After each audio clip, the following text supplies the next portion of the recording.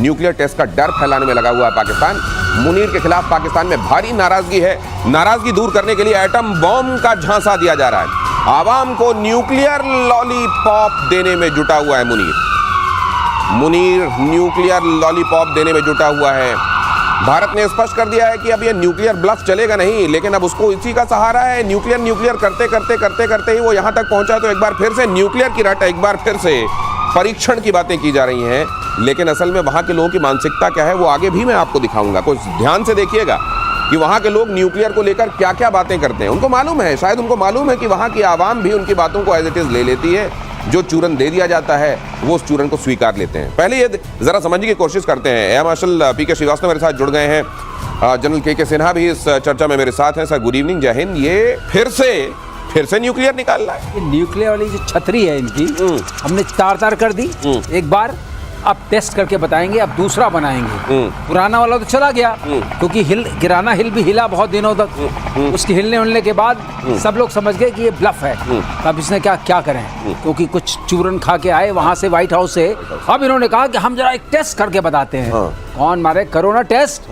मना कहाँ कर रहे हैं, हम हैं तैयार। टेस्ट से डर किसको लगता है? और टेस्ट के मामले में यहाँ तो कितने सारे टेस्ट, और उन टेस्ट के बारे में आपको टेस्ट भी मिल चुका है। लेकिन फिर भी जनरल सिन्हा, इस समय इसको दिया जाना उनके पॉइंट ऑफ व्यू से क्या पर्पस सर्व करता है? देखिए, इनके पास 170 के आसपास जो कहते हैं कि हमारे पास न्यूक्लियर मिसाइल है, उसमें से 3/4 जो है टैक्टिकल न्यूक्लियर मिसाइल है, जिसकी रेंज पाकिस्तान के अंदर तक ही है। क्योंकि वो पाव वाली जो है वो उन्होंने टैक्टिकली बनाई थी कि हमारी जब थ्रस्ट लाइन जाएगी तो उस पर मारेंगे, हमारे मैकेनाइज फोर्सेस जाएगी, तो ये उनकी सोच थी। अब एक्चुअली ग्राउंड पर नहीं है। ऐसा नहीं कि न्यूक्लियर बना दिया वो आपकी जिंदगी भर वो चलता रहेगा, वो भी खत्म हो जाता है, उसकी भी सेल्फ लाइफ। तो इनकी सेल्फ लाइफ तो खत्म है। ये भी माना जाता है कि ये अमेरिकन हैं, वो उनके पाकिस्तान के हैं नहीं। जो कि किराना हिल में जब सरगोदा में फायर हुआ, वहां से 25 किलोमीटर दूर है। अगर वो भी हिल गया, और वो कहते हैं कि दोनों सरगोदा के जितने भी थे, उनके इन गेट और आउट गेट का वो जो आया है वो पिक्चर सैटेलाइट इमेजरी आई है कि वहां खत्म हो गए। इनके पास है या नहीं है, ये भी एक बहुत बड़ा क्वेश्चन मार्क है।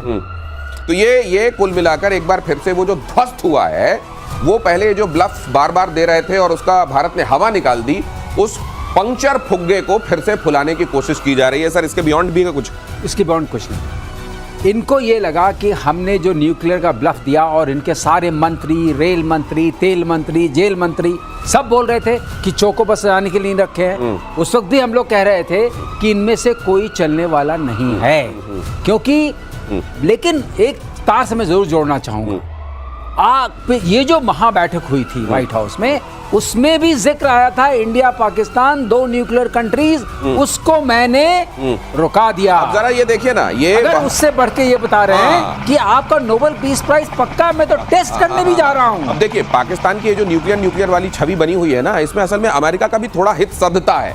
और क्योंकि हित सधता है, तो इस वाली वॉल को जब पंक्चर हो गई, तो अमेरिका को भी कहीं लगा कि शायद इसको रीइंफोर्स तरीके से फिर से कोशिश करना चाहिए, शायद बन जाए।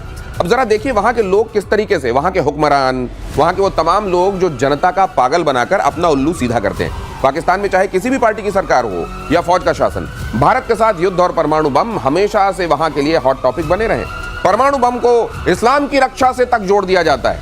ये उनकी जाहिलियत की गवाही देता है, लेकिन वो करते हैं क्योंकि यही चूरन वहां बिकता है। आगे बढ़ने से पहले इमरान खान सरकार में मंत्री रहे शेख राशिद की ये बात तो सुन लीजिए, पाव वाली बात तो सुनिए जरा। ये आपने शायद मिस किया होगा।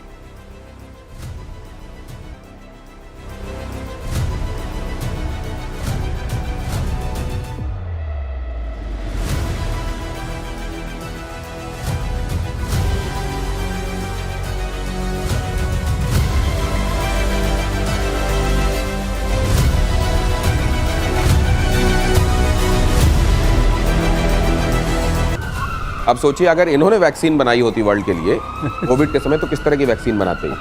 ये बॉम्ब में हिंदू मुसलमान कर रहे हैं। और साथ में ये तब की बात है जब ये ऑपरेशन सिंदूर के कई साल पहले ये बात कही गई थी कि अगर कभी ऐसा हुआ तो फिर तो छोटी जंग होगी, सीधे एटम की बात आएगी। आपने देख लिया क्या हुआ ऑपरेशन सिंदूर में। यही ब्लफ कॉल कर दिया है हिंदुस्तान ने, और इसीलिए वहां थरथराहट और घबराहट है। इसलिए बयानों से एक बार फिर से उसको रिपेयर करने की कोशिश की जा रही है। सर, ये बयान वाली सीमेंट से रिपेयर हो जाएगा क्या? और ये वहां के लोग क्या इतना इनको अपने लोगों को ग्रांटेड लेते हैं कि हिंदू मुसलमान वाला बम बना लिया, मतलब मारेंगे तो केवल हिंदू मारेंगे उससे।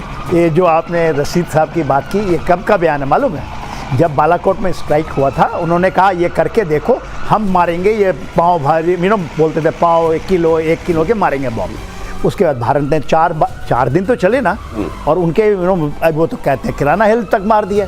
आपने उनके दूसरे जो हैं बेसिकली आपके नूर खान के आसपास भी जो न्यूक्लियर कमांड है, जो उनके कमांड एंड कंट्रोल सिस्टम को वहाँ पे ही मार दिए। और नहीं तो उन्होंने नहीं बोला, तो आसाम तक मार रहे थे। मैं तो ये शेख रशीद जो है, ये पूरी दुनिया में प्रूवन है किस तरह के आदमी, लेकिन वहां के लोग इनको कैसे झेलते हैं, कैसे ये मानते हैं कि ये उनके लिए उन पे रूल करने वाले के लायक है? ये दिनेश कैसे आप जानते हैं वो झेलते हैं? वो ये वन वे ट्रैफिक है। अच्छा, ये बोलते हैं वो सुनते हैं। अच्छा, ये बोलते हैं वो सुनते हैं। और जहां तक बात है, जो जनरल सिन्हा भी कह रहे थे, ये जो हमने वहां नूर खान पे इनको मारा है, जो इनका स्ट्रेटेजिक प्लान्स डिवीजन का हेडक्वार्टर्स था, कमांड एंड कंट्रोल सेंटर था, एयर फोर्स का, जानते कितना नीचे था? 60 मीटर्स नीचे था। वहां घुस करके आपने मारा है। मुझे फिल्म तो याद नहीं आ रही, लेकिन मकरंद देशपांडे उसमें थे, और वो पिटते हैं बहुत बुरी तरह, और फिर कहते हैं तू यहीं रुक, मैं यहीं आता हूँ, तू यहीं रुक, मैं अभी तो वापस लौट रहा हूँ। वही बात। इतना भी पिटने के बाद एक बार फिर से धमकियां देना पाकिस्तान की आदत है, और वो कंटिन्यू कर रहा है। अमेरिका ने वेनेजुएला के पास 3 युद्धपोत तैनात किए। अगली खबर देखिए। अब जरा अमेरिका की भी स्मार्टनेस देखते चलिए। तेल को नहीं बोला जाता सीधे सीधे कि मेरी निगाह तेल पर है, ये नहीं कहा जाता, कारण हवाले कुछ और दिए जाते हैं, लेकिन असल में कैसे नेचुरल रिसोर्सेस। और ये ट्रंप के बारे में कहा जाता है कि ट्रंप अपने आप को पावरफुल, जमीन के ऊपर की चीजों पर उनकी निगाह नहीं है, जमीन के नीचे, जमीन के गर्भ में क्या क्या है, ट्रंप हमेशा इसी को स्कैन करते रहते हैं। अमेरिका ने वेनेजुएला के पास 3 युद्धपोत तैनात किए। अमेरिका ने ड्रग कार्टेल के खिलाफ लड़ाई का हिस्सा इसे बताया। वेनेजुएला के राष्ट्रपति ने कहा उनका देश अपने हितों की रक्षा करेगा। अमेरिकी एक्शन से निपटने के लिए 45 लाख लड़ाके तैनात करने का ऐलान वेनेजुएला ने कर दिया। अब असल में ऐसा तो होता नहीं है कि आपकी मंशा बहुत दिनों तक 1 बार, 2 बार, 3 बार आप छिपा सकते हैं, फिर तो मंशा आपकी समझ में आ ही जाती है कि आप कभी लोकतंत्र की बहाली के नाम पर, आप कभी वेपन ऑफ मास डिस्ट्रक्शन का हवाला देकर, आप कभी ड्रग कार्टेल का हवाला देकर किसी ऐसी जगह जहां कोई आपको नेचुरल रिसोर्स देता है, उस जगह को कब्जाने के लिए निकल पड़ते हैं। ये हल्का फुल्का नहीं है वेनेजुएला। वेनेजुएला में लार्जेस्ट प्रोवन ऑयल डिपॉजिट्स हैं जी।